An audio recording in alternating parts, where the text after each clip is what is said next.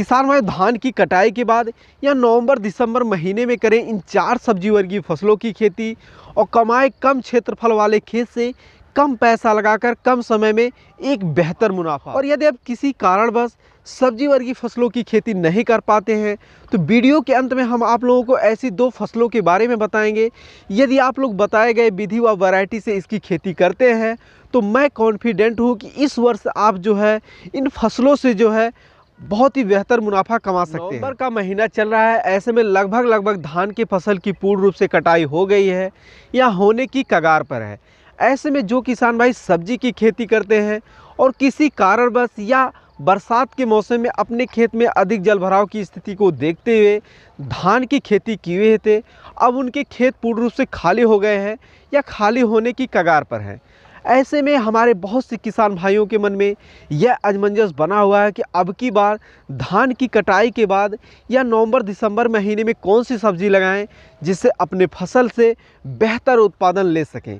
तो किसान भाई आज की इस वीडियो में हम आप लोगों को ऐसी 4 सब्जी वर्गीय फसलों के बारे में बताने वाले हैं जिसे आप धान की कटाई के बाद या नवंबर दिसंबर महीने में बुआई करते हैं तो आने वाले समय में आप लोग बहुत ही कम पैसा लगाकर कम समय में जो है इसे तैयार कर एक अच्छा खासा प्रॉफिट अपने खेत से जनरेट कर सकते हैं। नमस्कार, मैं हूं विजय मौर्य और आप लोग देख रहे हैं यूट्यूब चैनल नंबर 1 खेतीबाड़ी।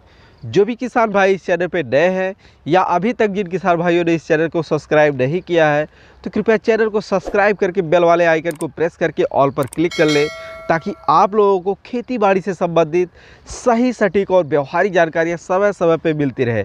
आइए वीडियो को स्टार्ट करते हैं। किसान भाई यदि आप लोगों के धान की फसल की कटाई पूर्ण रूप से हो गई है तो सर्वप्रथम आप लोगों को किसान भाई धान के फसल वाले खेत की जो है अच्छी तरीके से जो है वह साफ़ सफाई कर लेनी है। यानी जो धान के खेत में धान के पुराने फसल के जो अवशेष पड़े हुए हैं उसको पूर्ण रूप से हटा लेना है। उसके बाद किसान भाई आप लोगों को गोबर की सड़ी हुई खाद का प्रयोग 3 से 4 ट्रॉली प्रति एकड़ दर से करके खेत की अच्छी तरीके से एक बार और जुताई करके इसे सिंचाई कर लेनी है। जब मिट्टी जुताई करने योग्य हो जाए किसान भाई तो आप लोगों को अच्छी तरह से खेत की जुताई करके उसमें पाटा लगा देना है। उसके बाद किसान भाई आप लोगों को पहले नंबर पर बुआई करना है पालक की।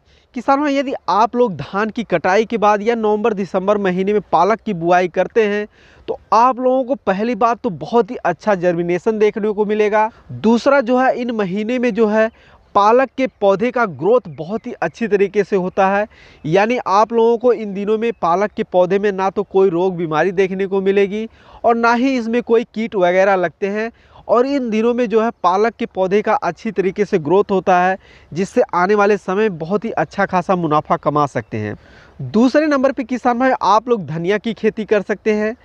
नवंबर दिसंबर महीने में या धान की कटाई के बाद आप लोग धनिया की खेती करते हैं तो धनिया के बीज में भी अच्छा खासा जर्मिनेशन देखने को मिलेगा। जिस प्रकार आप लोग देख रहे थे गर्मी के मौसम में या बरसात के मौसम में धनिया की बीज का अच्छी तरीके से जर्मिनेशन नहीं हो पा रहा था और जर्मिनेशन हो जाने के बाद कहीं ना कहीं जो पौधा पीला होकर या सूख कर जो मर जाता था, इन दिनों में ये समस्या आप लोगों को देखने को नहीं मिलेगी। किसान भाई यदि आप लोग इन दिनों में धनिया की खेती करना चाहते हैं तो प्रति एकड़ जो है 8 से 10 किलो बीज की आवश्यकता पड़ेगी।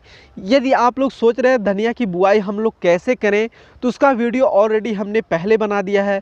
उस वीडियो का लिंक डिस्क्रिप्शन में दिया गया है। दिए गए लिंक पर क्लिक करके आसानी से वह वीडियो देखकर वह चीज़ें यानी धनिया की बुआई कर सकते हैं। अगले नंबर की किसान भाई जो फसल है वह है मेथी की खेती। किसान भाई यदि आप लोग नवंबर दिसंबर के महीने में यानी आप धान की कटाई करने के बाद मेथी की खेती करते हैं तो आप लोगों को अपनी मेथी की फसल से बहुत ही भयंकर उत्पादन के साथ साथ ज़बरदस्त मंडी भाव देखने को मिलेगा। क्योंकि किसान भाई मेथी की खेती जो बरसात और गर्मी के मौसम में की जाती है उसमें ना तो बहुत ही अच्छा जर्मिनेशन देखने को मिलता है और ना ही पौधे का अच्छी तरीके से ग्रोथ होता है। ऐसे में यदि आप लोग सर्दियों के मौसम में इसकी खेती करते हैं तो आप लोग अपनी फसल से बेहतर उत्पादन के साथ साथ ज़बरदस्त मंडी भाव ले सकते हैं। किसान भाई यह तीनों फसलें मात्र 30 से 35 दिन में हार्वेस्टिंग के लिए तैयार हो जाएंगी और इन तीनों फसलों में आप लोगों को जो है गर्मियों के अपेक्षा जो है इस समय लागत बहुत ही कम लगाकर इस फसल से बेहतर उत्पादन ले सकते हैं। अगले नंबर की किसान भाई जो फसल है वह है फूल गोभी की खेती। किसान भाई यदि आप लोग नवंबर दिसंबर महीने में या धान की कटाई के बाद फूल गोभी की खेती करते हैं तो आप लोगों को अपनी फूल गोभी से बहुत ही बेहतर उत्पादन के साथ साथ ज़बरदस्त मंडी भाव देखने को मिलेगा। क्योंकि किसान भाई जो बरसात के मौसम में या गर्मी के मौसम में फूल गोभी की खेती किया जाता है उसमें ना तो पौधे का सही तरीके से ग्रोथ होता है और ना ही अच्छा उत्पादन होता है। उसका एक ही कारण होता है क्योंकि गर्मी के मौसम में हाई टेम्परेचर होने की वजह से पौधे का अच्छी तरीके से ग्रोथ नहीं होता है और इसमें कीटों का अटैक काफ़ी तेज़ी से देखने को मिलता है। यदि आप लोग सोच रहे हैं कि फूल गोभी की कौन सी उन्नत वैरायटी लगाएं तो इसके लिए ऑलरेडी हमने पहले ही वीडियो बना दिया है। उस वीडियो का लिंक डिस्क्रिप्शन में दिया गया है। दिए गए लिंक पर क्लिक करके आसानी से यह जानकारी ले सकते हैं। अब बात करते हैं किसान भाई, यदि आप लोग धान की कटाई के बाद या नवंबर दिसंबर महीने में जो है वह सब्जी वर्गीय फसलों की खेती नहीं करते हैं तो आप लोगों को कौन सी दो फसलों को लगाना चाहिए जिससे आप अच्छा खासा उत्पादन ले सकते हैं। तो किसान भाई हम आप लोगों को बताते चलें कि आप लोगों को जो है अपने खेत में जो है वह सरसों और गेहूं की खेती करना चाहिए। क्योंकि किसान भाई पिछले कुछ वर्षों की अपेक्षा अब की वर्ष जो है गेहूं और सरसों की फसल का मार्केट में अच्छा खासा डिमांड रहा है और अच्छा खासा आप लोगों को रेट भी देखने को मिल रहा है। किसान भाई यदि आप लोगों ने अभी तक जो है सरसों की बुआई नहीं की है तो आप लोग अपने एरिया के हिसाब से पछेती किस्मों का चुनाव करें। क्योंकि जो है सरसों की बुआई सितंबर महीने से ही बुआई करना शुरू हो जाता है। ऐसे में यदि आप लोग नवंबर के महीने में बुआई करते हैं तो पछेती किस्मों का ही चुनाव करें।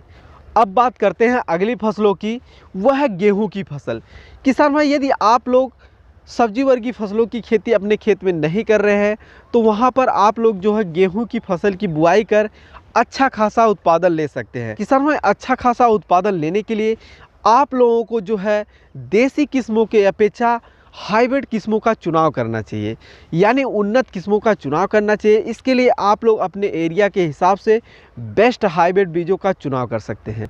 या आप लोग मेरी माने तो देहात कंपनी के DWS 777 हाइब्रिड बीजों का चुनाव कर सकते हैं। अब आप लोग सोचेंगे कि मैं इसी बीज को ही क्यों रिकमेंड कर रहा हूँ, तो इसका ऑलरेडी पहले ही हमने वीडियो बना दिया है कि इसमें आखिर कौन कौन सी विशेषता है जिससे ज़्यादातर किसान भाई इस वैरायटी को पसंद कर रहे हैं।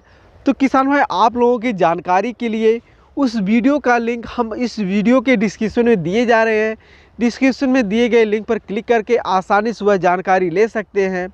किसान भाई आज की वीडियो में बस यहीं तक, फिर मिलते हैं किसी एक नए वीडियो में नए जानकारी के साथ। तब तक के लिए जय जवान जय किसान।